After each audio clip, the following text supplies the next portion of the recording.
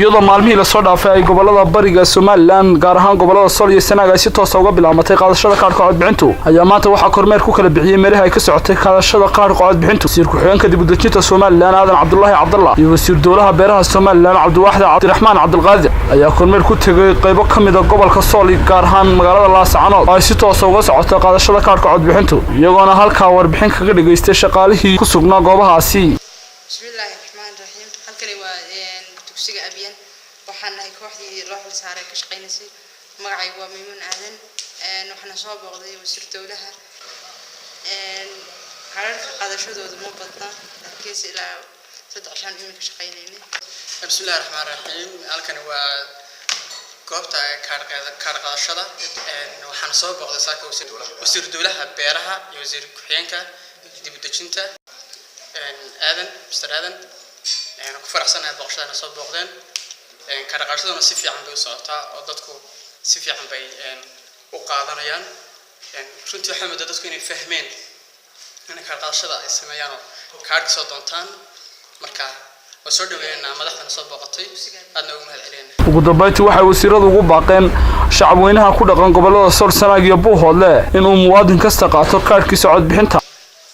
Bismillahir Rahmaanir Rahiim alxamdulillahi rabbil caalamiin waxaan joognaa goobta dugsiga Abiyan qorshahay wuxuu ahaa anigii wasiir dowlaha wasaaradda beeraha Cabdiwaaxid inaan soo indhayno guud ahaan kaarka qaadashada iyo sida u socoto runtii waxa farxad noo ah in guud ahaan u socoto si habsami socod leh oo marka eegto goobaha aan mareynay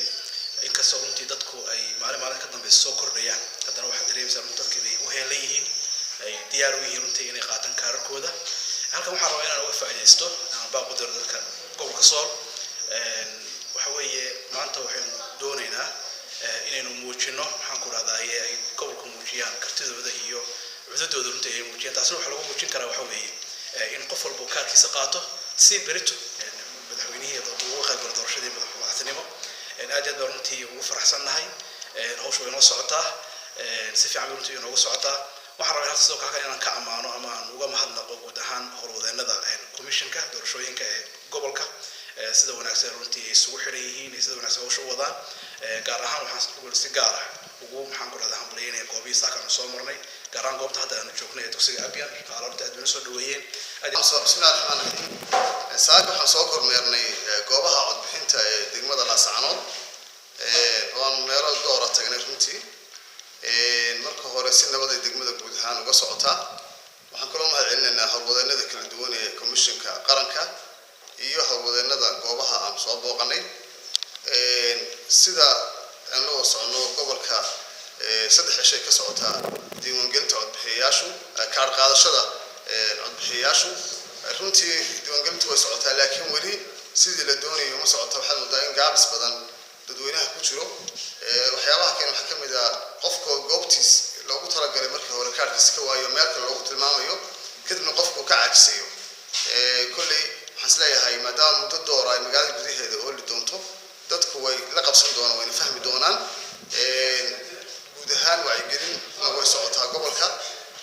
xukuumad ahaanna iyo waxaan ku dadaalnaa in wacyigelinta si xorshi dadkana aan bulshada la dhex galo loo sheego muhiimadda ay leedahay in dadku kaararka qaataan